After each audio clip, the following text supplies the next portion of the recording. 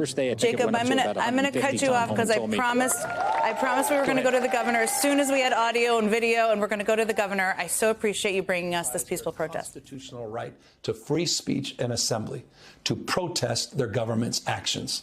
In turn, the state of California and the city and county of Los Angeles sent our police officers to help keep the peace. And with some exceptions, they were successful.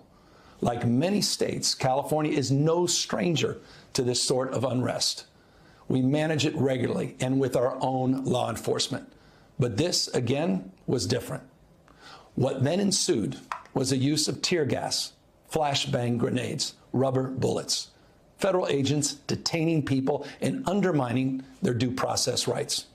Donald Trump, without consulting California law enforcement leaders, commandeered 2,000 of our state's National Guard members to deploy on our streets illegally and for no reason. This brazen abuse of power by a sitting president inflamed a combustible situation, putting our people, our officers, and even our National Guard at risk. That's when the downward spiral began. He doubled down on his dangerous National Guard deployment by fanning the flames even harder. And the president, he did it on purpose. As the news spread throughout LA, anxiety for family and friends ramped up. Protests started again. By night, several dozen lawbreakers became violent and destructive. They vandalized property. They tried to assault police officers. Many of you have seen the video clips of cars burning on cable news. If you incite violence, I want to be clear about this. If you incite violence or destroy our communities, you're going to be held to account. That kind of criminal behavior will not be tolerated, full stop.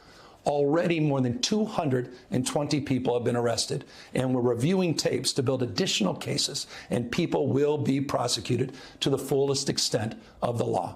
Again, thanks to our law enforcement officers and the majority of Angelenos who protested peacefully, the situation was winding down and was concentrated in just a few square blocks downtown. But that's not what Donald Trump wanted. He again chose escalation. He chose more force. He chose theatrics over public safety. He federalized another 2,000 Guard members.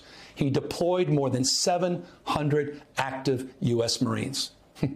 These are the men and women trained for foreign combat, not domestic law enforcement. We honor their service. We honor their bravery. But we do not want our streets militarized by our own armed forces. Not in L.A., not in California, not anywhere. We're seeing unmarked cars in school parking lots, kids afraid of attending their own graduation.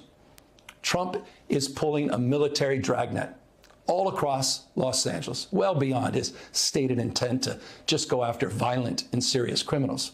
His agents are arresting dishwashers, gardeners, day laborers, and seamstresses. That's just weakness masquerading as strength. Donald Trump's government isn't protecting our communities. They're traumatizing our communities. And that seems to be the entire point. California will keep fighting. We'll keep fighting on behalf of our people, all of our people, including in the courts. Just yesterday, we filed a legal challenge to Donald Trump's reckless deployment of American troops to a major American city. Today, we sought an emergency court order to stop the use of the American military to engage in law enforcement activities across Los Angeles. If some of us could be snatched off the streets without a warrant, based only on suspicion or skin color, then none of us are safe. Authoritarian regimes begin by targeting people who are least able to defend themselves, but they do not stop there. Trump and his loyalists, they thrive on division because it allows them to take more power and exert even more control. And by the way, Trump, he's not opposed to lawlessness and violence as long as it serves him. What more evidence do we need than January 6th? I ask everyone, take time, reflect on this perilous moment. A president who wants to be bound by no law or constitution, perpetuating a unified assault on American traditions. This is a president who in just over 140 days has fired government watchdogs that could hold him accountable for corruption and fraud. He's declared a war on culture, on history, on science, on knowledge itself. Databases, quite literally, are vanishing. He's delegitimizing news organizations, and he's assaulting the First Amendment. And the threat of defunding them, at threat, he's dictating what universities themselves can teach. He's targeting law firms and the judicial branch that are the foundations of an orderly and civil society. He's calling for a sitting governor to be arrested for no other reason than to, in his own words, for getting elected. And we all know this Saturday, he's ordering our American heroes, the United States military, and forcing them to put on a vulgar display to celebrate his birthday, just as other failed dictators have done in the past. Look, this isn't just about protests here in Los Angeles. When Donald Trump sought blanket authority to commandeer the National Guard, he made that order apply to every state in this nation. This is about all of us. This is about you. California may be first, but it clearly will not end here. Other states are next. Democracy is next. Democracy is under assault before our eyes. This moment we have feared has arrived. He's taking a wrecking ball to our founding fathers' historic project. 3 co-equal branches of independent government. There are no longer any checks and balances. Congress is nowhere to be found. Speaker Johnson has completely abdicated that responsibility. The rule of law has increasingly been given way to the rule of Don.